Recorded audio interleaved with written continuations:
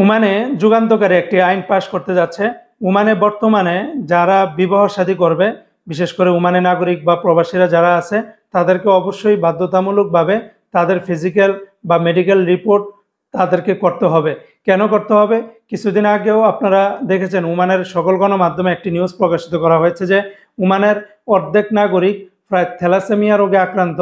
এই থ্যালাসেমিয়া হলো মানে মানব দেহের ভিতরে রক্ত স্বল্পতা, আরও নানাবিধ রোগে আক্রান্ত মানুষ থাকতে পারে।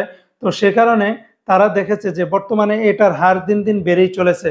এশিয়া মহাদেশগুলোতে এটার হার দিন দিন অনেকটা বেশি মানে বেড়েই চলেছে।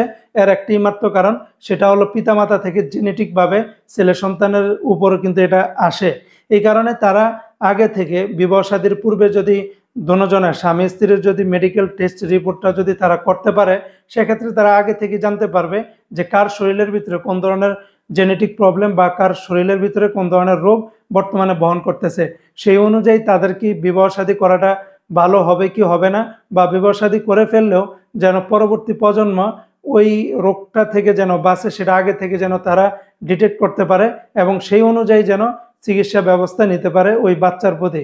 এই জন্যই মূলত এই বিবাহের আগে মেডিকেল টেস্টটা ওমানে বাধ্যতামূলক করা হচ্ছে।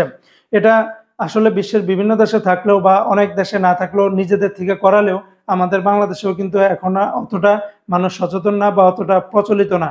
তবে আপনার কি মনে হয়, বাংলাদেশেও যদি এটা প্রচলিত করে বিভিন্ন রোগের ক্ষেত্রে, সেক্ষেত্রে ভালো হবে কি বা ভালো হবে না? এ বিষয়ে আপনার কি মতামত জানাতে ভুলবেন না ভিডিওর কমেন্ট বক্সে।